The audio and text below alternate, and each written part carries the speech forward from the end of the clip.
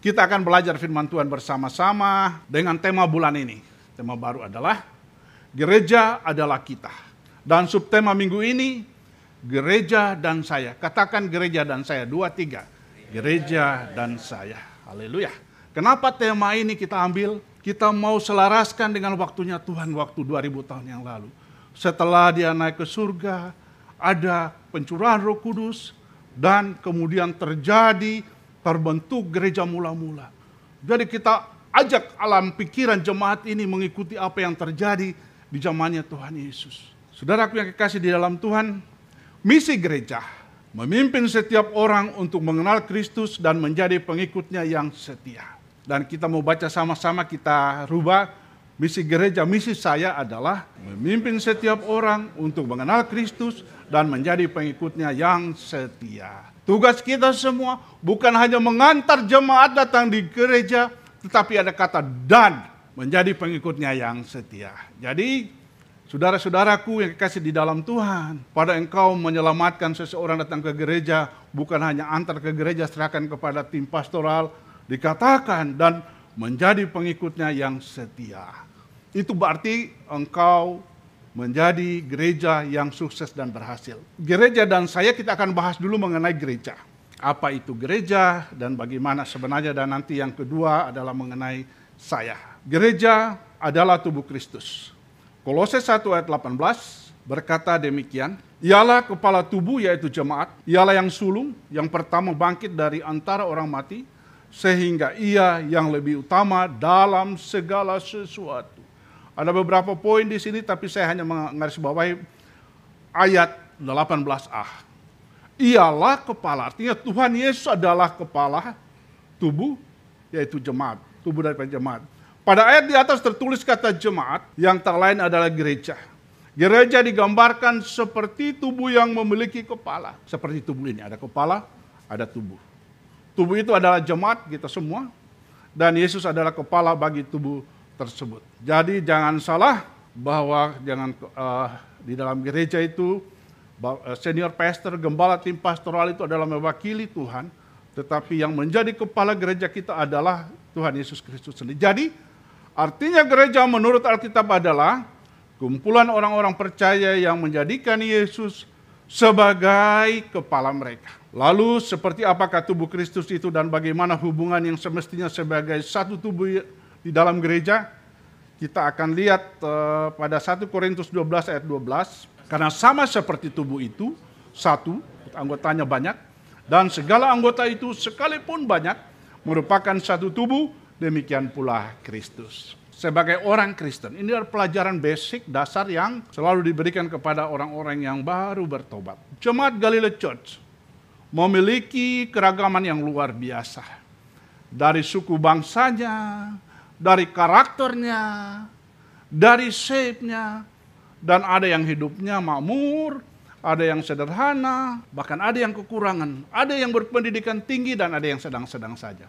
Inilah jemaat Galilea. Kalau kita lihat fotokopi daripada jemaat mula-mula. Dari semua keadaan waktu itu, waktu Petrus berkhotbah, semua macam-macam bangsa yang lagi berada di Yerusalem. Terlepas dari semua perbedaan yang ada di antara kita semua. Kita semua adalah satu tubuh karena kita memiliki Bapa yang sama, yaitu Kristus. Kita semua adalah saudara dan saudari di dalam Tuhan. Yang setuju katakan amin.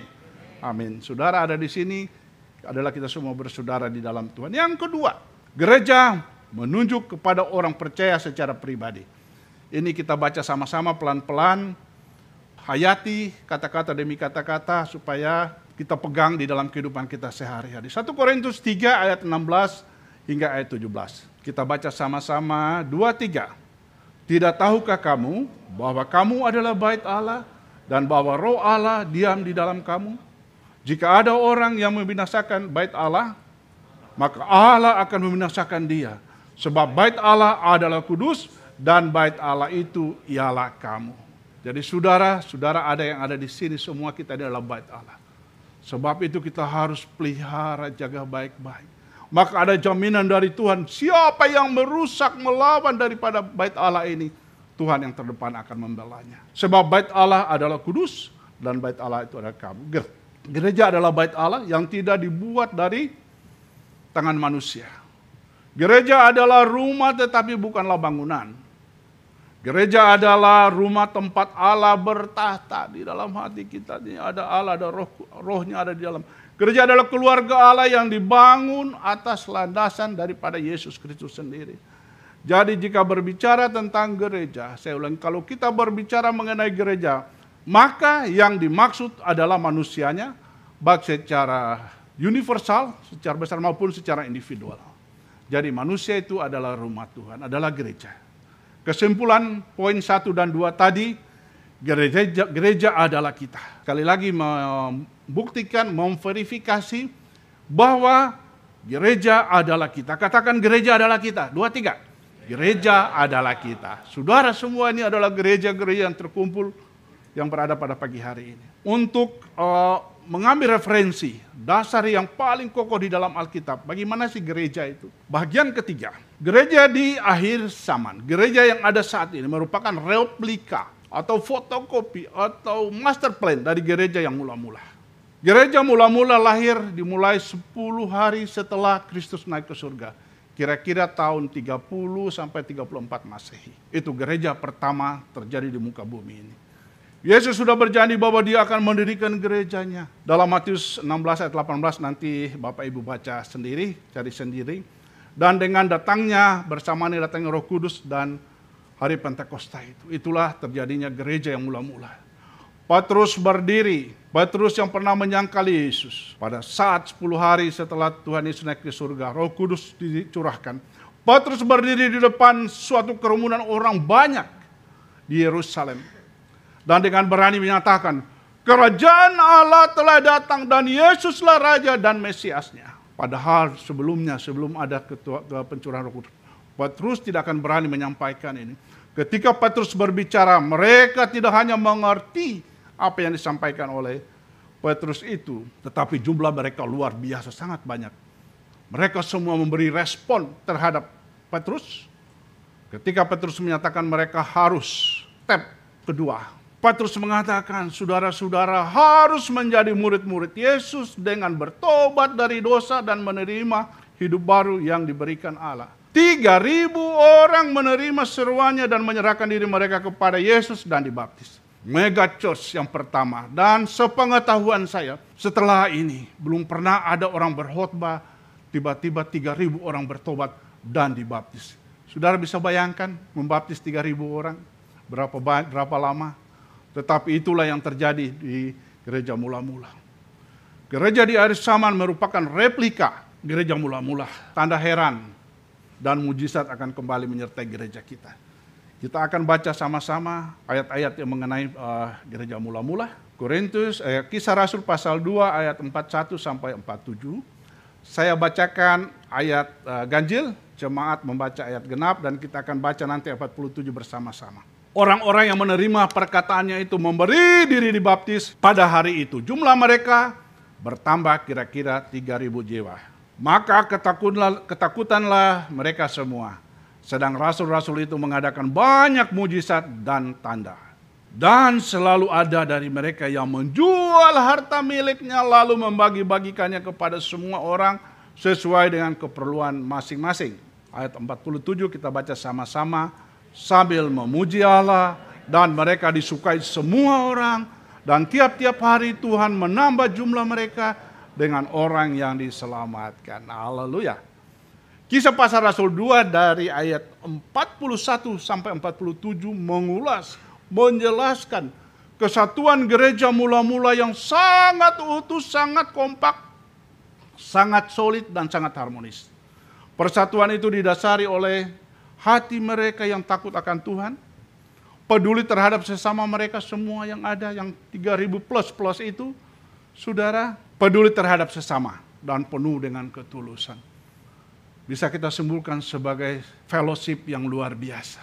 3.000 orang, saudara kekasih di dalam Tuhan. Pola pertumbuhan gereja jemaat mula-mula adalah sebuah model yang dapat digunakan untuk memecahkan masalah pertumbuhan gereja masa kini. Ada apa gereja masa kini? Kembali ke model. Saudaraku, saya mau katakan gereja kita ini setelah saya pelajari, gereja mula-mula 95% kita copy ke situ dan nanti kita lihat, kita akan pelajari sama-sama. Hasil penelitian menunjukkan bahwa ada 3 prinsip pertumbuhan gereja mula-mula. Pertama, prinsipnya adalah bergantung pada Roh Kudus. Ada worship di sana. Yang kedua, adalah pemberitaan firman Tuhan, ada discipleship.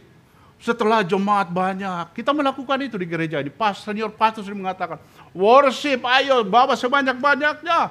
Dan nanti ada discipleship yang akan melihat. Dan yang ketiga, ada hidup di dalam persekutuan. Ada fellowship. Fellowship kita di gereja ini sangat kuat, sangat kental. Ada amin, saudara. Itu yang dilakukan oleh gereja mula. Ketiganya menjadi pilar utama pelayanan Galilea Cacat ini. Prinsip gereja kita adalah ada worship. Kemudian setelah worship, 3.000 orang masuk, fellowship, memberikan persekutuan. Kemudian ada discipleship yang mendewasakan.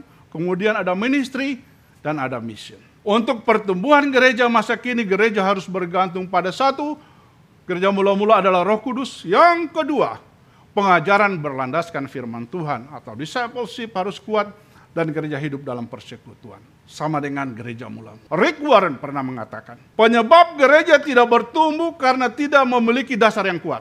It's clear. Sekali lagi, Rick Warren berkata, penyebab gereja tidak bertumbuh karena tidak memiliki dasar yang kuat. Sehingga tidak pernah mencapai ketinggian yang direncanakan Allah untuk gereja itu. Tuhan mungkin merencanakan gereja itu akan jadi seperti apa. Tetapi karena dasarnya tidak kuat, bahkan selanjutnya Rick Warren berkata, kemungkinan gereja itu hanya 2. Akan roboh atau mengalami stagnasi. Bila dia naik terus tetapi dasarnya tidak kuat, sama dengan gedung. Rick Warren memberikan contoh seperti gedung. Dia naik tinggi karena fondasinya tidak kuat, hanya 2. Dia bertahan di titik ini supaya nggak roboh atau akan roboh sekaligus. Pelajaran kita keempat.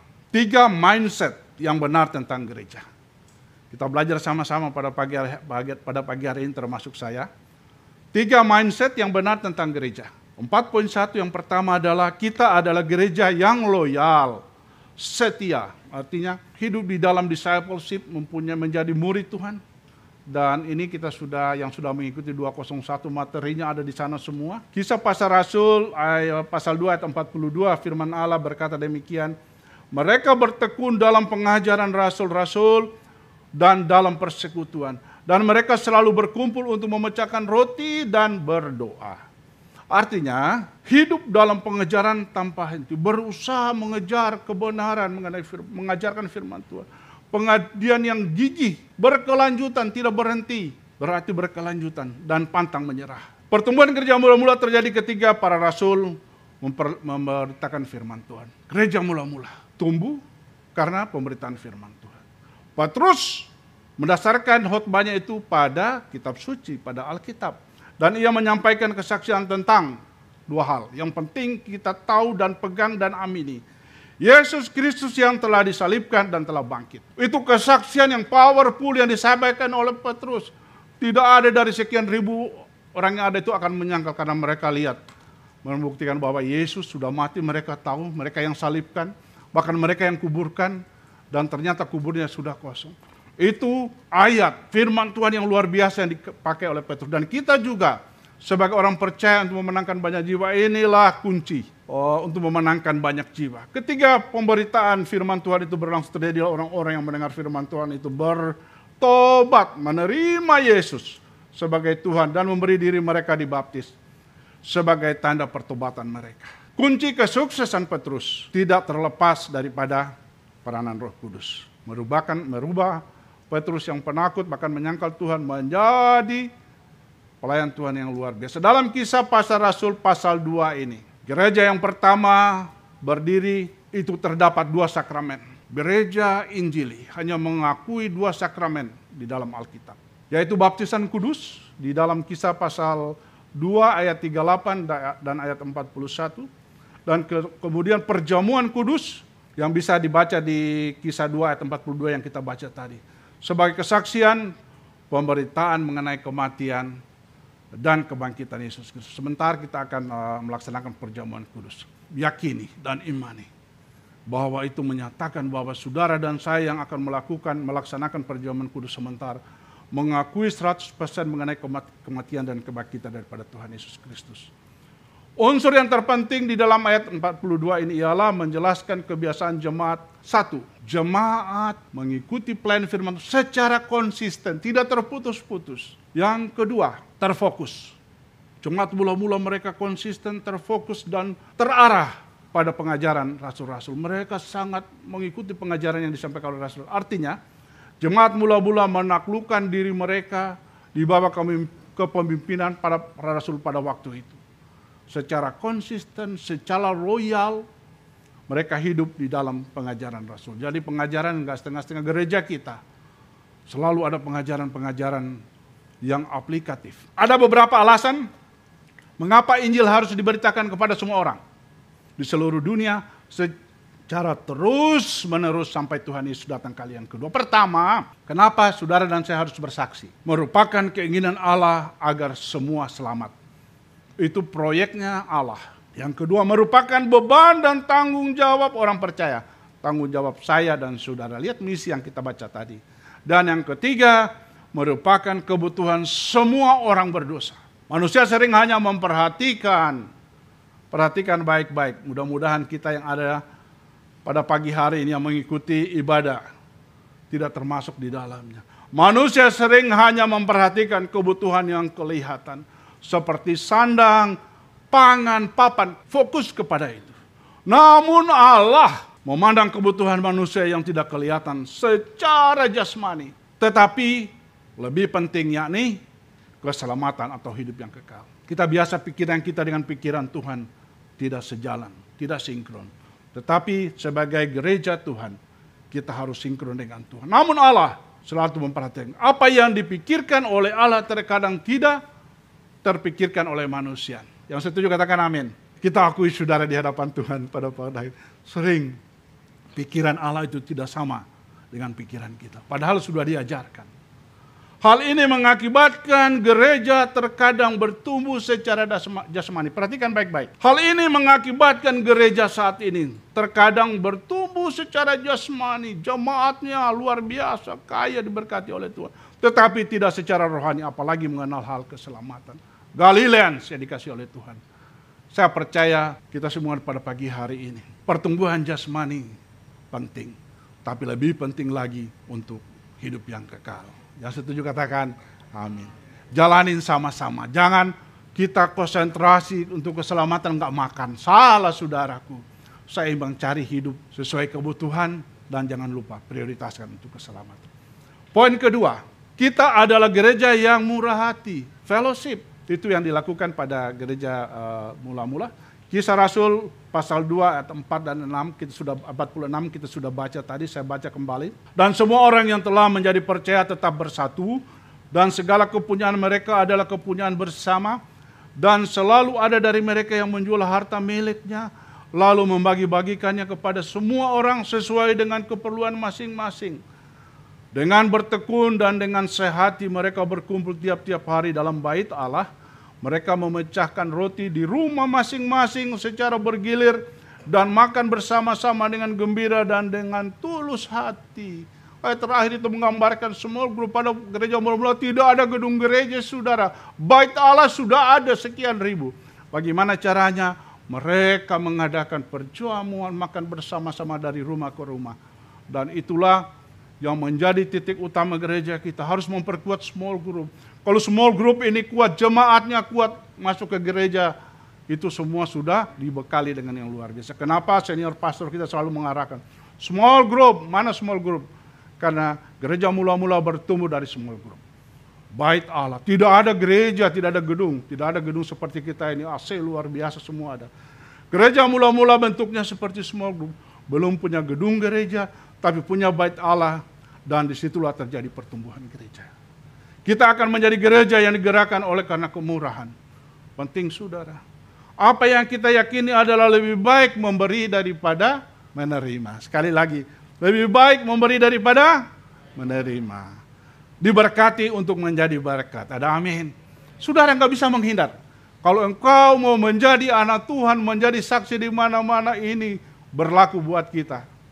Saudara diberkati bukan untuk kau pakai sendiri, tetapi kita mau pakai buat yang lain yang perlu, karena mereka juga umat Tuhan.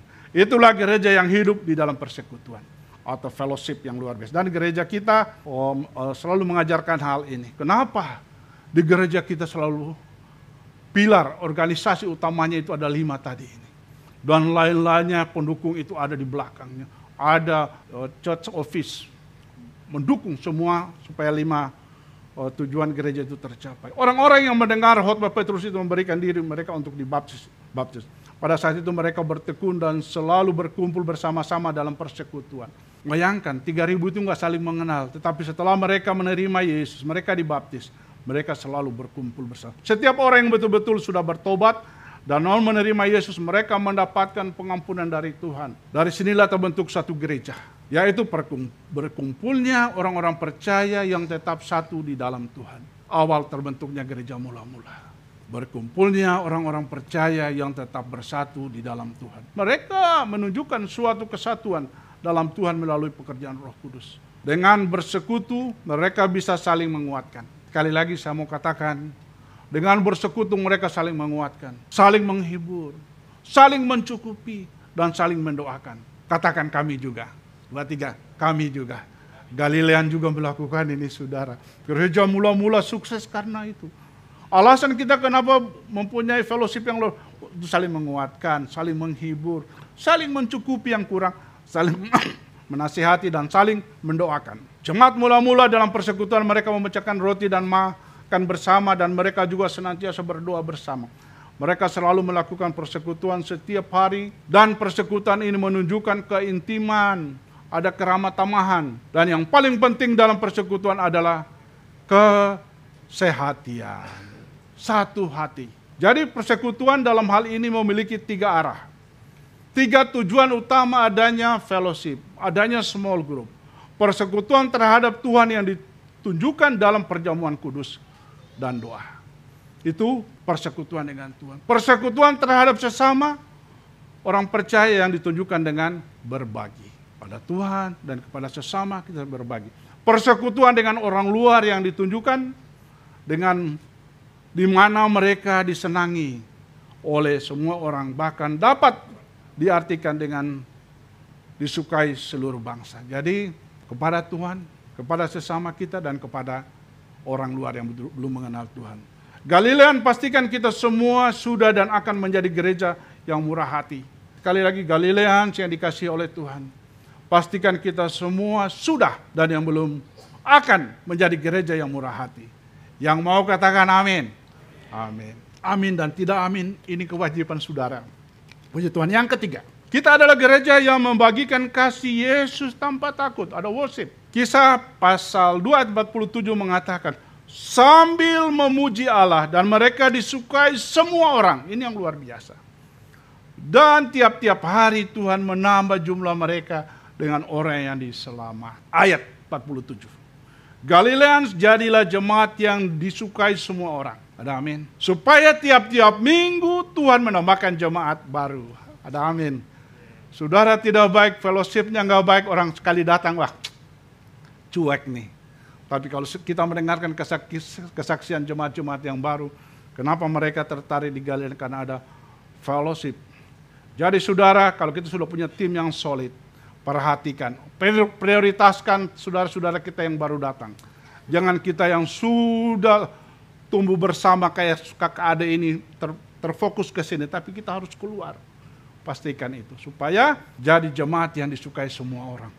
Kenapa gereja mula-mula banyak jemaatnya? Karena tadi mereka disukai oleh semua orang. Selain kegiatan makan bersama dan berdoa dalam persekutuan pada jemaat mula-mula yang mereka lakukan, mereka juga tidak terlepas daripada penyembahan. Mereka menyembah Tuhan. Pada ayat 46 dan 47 menunjukkan di mana mereka tiap hari berkumpul di bait Allah, dari rumah ke rumah, karena mereka belum punya gereja. Dan mereka mengekspresikan penyembahan mereka. Dimanapun saudara, Tuhan memerlukan penyembahan. Karena itu adalah tanda kita mengucap syukur kepada Tuhan. Apa yang bisa kita lakukan untuk membagi kasih Tuhan? Pelajaran kelas 201 mengatakan membaca, mendengarkan firman Tuhan, merenungkan firman Tuhan. Kedua, melayani di gereja. Yang ketiga, bergabung di small group.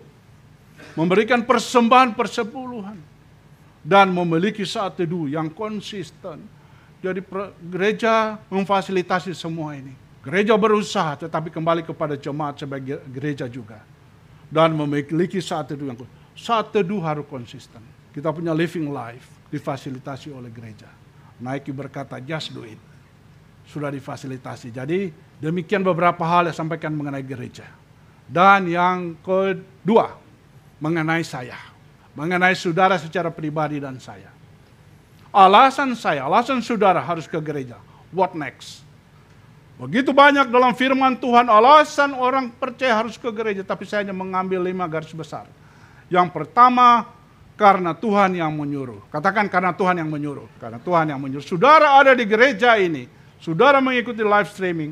Menurut firman Tuhan itu karena Tuhan yang menyuruh. Ibrani 10 ayat 25 mengatakan, janganlah kita menjauhkan diri dari pertemuan-pertemuan ibadah kita, seperti dibiasakan oleh beberapa orang, tetapi marilah kita saling menasihati dan semakin giat melakukannya menjelang hari Tuhan yang mendekat. Sadarilah bahwa Tuhan ingin Anda secara teratur menghadiri ibadah itu bukan untuk Tuhan, tetapi untuk kebaikan saudara dan saya. Sekali lagi, sadarilah bahwa Tuhan ingin Anda beribadah secara teratur, bukan karena maunya Tuhan, bukan untuk keuntungannya Tuhan, tapi untuk kebaikan saudara dan saya. Dia ingin umatnya saling menasihati, terutama ketika waktu kedatangan Tuhan kembali semakin dekat. Pikirkan gereja di bawah tanah. Kita sering mendengarkan kesaksian ini, saudara. Mereka menjelaskan bagaimana mereka harus menyanyikan nyanyian pujian tidak lebih keras daripada bisik-bisik. Karena apa? Takut kalau kedengaran mereka akan ditangkap. Sedangkan kita di sini sepuasnya tergantung pada multimedia, volumenya mau di full atau setengah itu, kita sangat bebas. Ada amin saudara. Mereka di bawah tanah memuji Tuhan hanya bisik-bisik supaya nggak ditangkap. Saudara kita di sini musik full, musik komplit semua. Ayo kita memuji Tuhan dengan sungguh-sungguh. Jika mereka ditemukan, resikonya berarti ada penganiayaan fisik. Anak istri mereka akan dipenjarakan. Luar biasa saudara resikonya. Anak-anak mereka harus ditangkap dan dipenjarakan. Namun mereka masih bertemu bersama. Ada kesetiaan, ada loyal. Saudara menjadi anak Tuhan harus ada kesetiaan. Tadi dikatakan pada misi kita. Bukan hanya bawa jemaat baru untuk bertobat, tetapi harus menjadi jemaat yang setia. Yang setia katakan amin. Amin. Harus saudara yang ada di sini pasti setia. Nggak akan di sini kalau tidak menjadi jemaat yang setia. Kisah mereka harus mengerahkan hati kita untuk melihat nilai dan hak istimewa yang Tuhan berikan buat kita. Bayangkan kalau teman-teman yang ada di Tiongkok, mereka harus lari. Bro, kita di sini bebas. Pulang ada mall, semua ada fasilitas. Itu adalah hak istimewa yang Tuhan berikan kepada kita. Seberapa penting pergi ke gereja dengan teratur? Saudara, suka tidak suka saya ingin sampaikan ini. Karena ini penting buat kita mempersiapkan. Saya katakan khotbah saya 2 minggu yang lalu. Kita berada di zaman Roh Kudus yang akan kita hadapi ini dan menantikan kedatangan Tuhan kali yang kedua. Tidak usah fokus masa-masa lalu, itu bukan zaman kita. Zaman kita mempersiapkan diri untuk menyambut kedatangan Tuhan kali yang kedua. Seberapa penting pergi ke gereja dengan teratur? Alkitab mengatakan bahwa kita harus ke gereja untuk beribadah kepada Allah bersama orang-orang percaya lainnya dan menerima ajaran dan firman-Nya supaya kita bertumbuh secara rohani. Rohani iman itu tidak akan bertumbuh tanpa firman Tuhan. Karena minuman utama, menu utama daripada iman dan rohani kita adalah firman Tuhan. Ada amin. Itu pengajaran dari Tuhan Yesus. Gereja mula-mula bertekun dan pengajaran rasul-rasul dan dalam persekutuan. Dan mereka selalu berkumpul untuk memecahkan roti dan berdoa. Pada waktu itu mereka tidak mempunyai gedung gereja. Sekali pada waktu mereka ada 3.000 orang plus-plus yang sudah bertobat sebelumnya. Tidak ada gereja, tapi mereka punya semangat, punya bait Allah yang luar biasa. Tetapi berkumpul tiap-tiap hari dalam bait Allah. Mereka memecahkan roti di rumah masing-masing. Bayangkan kesulitan pada waktu itu. Secara bergilir dan makan bersama-sama dengan gembira dan tulus hati. Dibandingkan dengan kita yang ada saat ini. Beda 180 derajat gereja mula-mula. Gedungnya cukup mewah. Gereja selalu menyediakan makan dan minum. Beda 180 derajat dengan gereja yang mula-mula. Jadi saudara, seharusnya tidak ada alasan bagi Galileans untuk tidak datang ke gereja secara teratur. Yang setuju katakan amin. Banyak jemaat saya mau katakan saudara tidak mau pilih-pilih ke gereja. Kalau gereja baru mau dibangun, wah ini ada janji iman. Minta korban gereja, banyak kebutuhan yang harus ditunjang oleh jemaat. Apalagi di kota metropolitan seperti Jakarta ini. Bergereja adalah kehendak Allah bagi orang percaya. Bergereja adalah kehendak Allah. Tugasnya, perintah daripada Allah itu sendiri. Gereja adalah tempat di mana orang percaya dapat saling saling mengasihi. Nanti ayatnya cari di rumah, 1 Yohanes 4 ayat 12.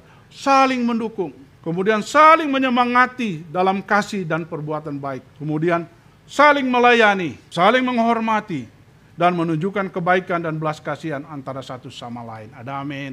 Itulah yang ada di gereja ini. Dan yang kedua, alasan saya, saudara, ke gereja untuk melatih karunia rohani Anda. Baca sama-sama 2-3. Untuk melatih karunia rohani Anda. Roma 12 ayat 6a. Demikianlah kita mempunyai karunia yang berlain-lainan menurut kasih karunia yang dianugerahkan kepada kita. Dari berkhotbah sehingga memberi semangat, ada keramahan, ada kegiatan administrasi. Allah memperlengkapi anak-anaknya dengan karunia untuk melayani Kristus. Ada save kita semua. Ketika tubuh gereja sehat, perhatikan baik-baik. Ketika gereja dalam keadaan sehat, para anggotanya menyadari bahwa mereka adalah bagian dari jemaat, tidak hanya untuk menerima, tetapi juga untuk menjadi berkat.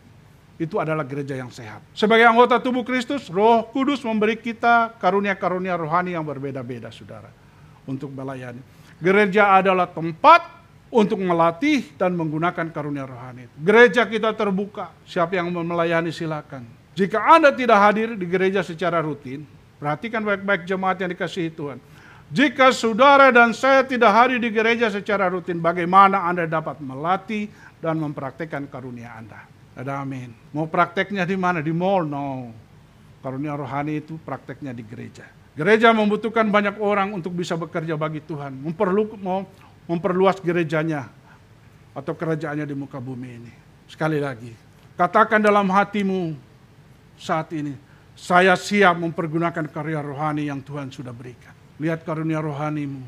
Tuhan berikan itu untuk engkau pakai. Pakainya di mana? Di gereja. Yang ketiga, alasan yang ketiga untuk menanggung beban satu sama lain. Saya sudah sampaikan tadi, tidak mengapa saya sampaikan pada Galatia 6 ayat 2. Paulus mengatakan, bertolong-tolonglah menanggung bebanmu. Demikianlah juga kamu memenuhi hukum Kristus. Tolong menolong itu adalah hukum Kristus. Paulus mengatakan kita untuk menanggung beban satu sama lain, untuk memenuhi hukum Kristus. Hidup bisa saja sulit, benar atau betul. Dalam waktu yang singkat semua bisa berubah. Saya alami itu, saya hidupi perkataan ini. Saya alami itu pada saat saya mau dioperasi. Jemaat ada berdoa, karena tidak ada tempat mereka naik di mobil, mereka berdoa pada saya dioperasi. Pagi-pagi sebelum saya masuk ruangan operasi, hamba Tuhan datang berdoa buat saya. Dan mereka berpuasa. Dan itu menjadi kekuatan buat saya pada saat masuk di ruangan operasi. Saya bilang, Tuhan, Engkau ada bersama saya. Orang lain takut saya ketawa-ketawa. Ada satu teman dari Manado, dia bilang, Om itu kok nyanda takut ya. Saya bilang, mau takut apa lagi? Orang sudah berdoa, ada Tuhan, mau apa lagi? Apapun yang terjadi itu adalah di dalam kedaulatan Tuhan. Ada amin saudara. Hidup ini tidak selalu nyaman. Kesulitan pasti ada. Tapi ada satu kunci yang kita harus pegang. Tetapi hidup tidak selamanya baik. Ada waktu di mana kita mengalami kesusahan, memerlukan pertolongan dari orang lain. Mungkin ketika kita sakit atau kita lagi berduka cita.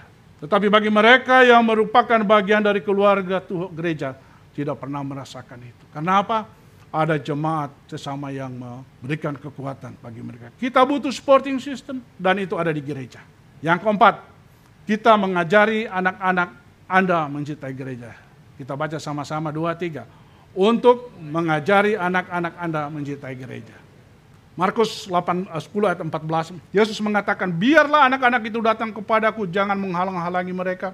Sebab orang-orang yang seperti itulah yang mempunyai kerajaan Allah. Selain keluarga, salah satu tempat mengajar dan mendidik anak-anak kita adalah di gereja. Mengajar anak-anak untuk mengenal siapa itu gereja sejak dini, sejak awal. Sejak belajar, selain belajar di keluarga, di rumah. Gereja adalah tempat yang paling cocok untuk belajar. Gereja memerlukan anak-anak akan bertumbuh untuk menjadi muda dan selanjutnya. Galilea Church Indonesia terhitung mulai bulan Maret, mungkin ada yang belum tahu, 2023 ini. Dengan berani tim pastoral, senior pastor, kita melangkah. Kita rubah sekolah minggu menjadi Galilea Kids. Katakan Galilea Kids, 2, 3. Galilea Kids. Jadi saudara, apa yang terjadi di Galilea Kids? Mungkin kita nggak bisa melihat karena kita ibadahnya paralel ya. Mereka ada tim musik sendiri. Anak-anak yang melakukannya. Ada WL-nya sendiri. Dan kita bentuk gereja anak ini menjadi suatu plan yang luar biasa. Jadi kita ke gereja untuk mengajar, membawa anak-anak kita untuk mengenal Tuhan. Anak-anak perlu teladan dari kita. Jadi dikatakan di sana, penulis Julie Robb mengatakan anak-anak kita akan belajar lebih banyak tentang iman dari menyaksikan kita menjalani perjalanan iman kita sendiri. Kalau bapaknya, ibunya nggak ke gereja, ya anaknya juga nggak ke gereja. Jadi dia akan melihat teladan kita. Daripada kita memberitahu mereka tentang Allah. Daripada kita ngajarin, lebih baik kita ajak ke gereja. Anak-anak perlu teladan dari kita. Yang terakhir, untuk saling menajamkan. Amsal 27 ayat 7, Salomo berkata, besi menajamkan besi, orang menajamkan sesamanya. Alasan kelima, kenapa saudara dan saya wajib diperintah oleh Tuhan masuk ke gereja, saling menajam. Bertemu secara teratur dengan orang percaya lainnya adalah sumber dorongan yang dan kekuatan yang ada. Kerasa nggak kalau ketemu, oh ini ketemu ini senang banget ya. Nggak ketemu nanya, ada apa kok nggak datang? Karena itu ada rasa kita ketemu satu sama lain. Tapi ketahuilah ketika besi bergesekan dengan besi tidak hanya menjadi tajam, itu juga menyebabkan percikan api. Tapi itu hanyalah bagian daripada proses. Bekerja bersama orang-orang Kristen dalam persekutuan gereja adalah cara yang luar biasa untuk menumbuhkan kasih bagi Tuhan dan orang lain. Dengan berkumpul bersama dapat saling memberikan pengalaman, berbagi pengetahuan akan kebenaran, saling menguatkan dan saling mendoakan. Jadi saudara, ada 5 poin kenapa kita harus ke gereja. Gereja tadi bahwa gereja itu adalah kita. Kesimpulan subtema gereja dan saya adalah. Perhatikan baik-baik. Pertama, gereja adalah kita. Oleh sebab itu pelihara dan jaga baik-baik hidupmu karena engkau adalah bait Allah. Ada amin. Saudara pulang, review kembali. Anda adalah gereja. Saya adalah gereja. Oleh sebab itu pelihara dan jaga baik-baik hidupmu, tubuhmu. Karena engkau adalah bait Allah. Yang kedua, saya harus pergi ke gereja secara teratur. Karena itu perintah daripada Tuhan. Kenapa saudara dan saya harus ke gereja? Karena itu adalah perintah daripada Tuhan. Yang ketiga, aku gereja, kau pun gereja. Katakan sama-sama, aku gereja, kau pun gereja. Saat yang kau mengatakan kau pun gereja, tunjuk yang di sebelah kiri kananmu. 1, 2, 3. Aku gereja, kau pun gereja. Tuhan Yesus memberkati kita semua. Amin.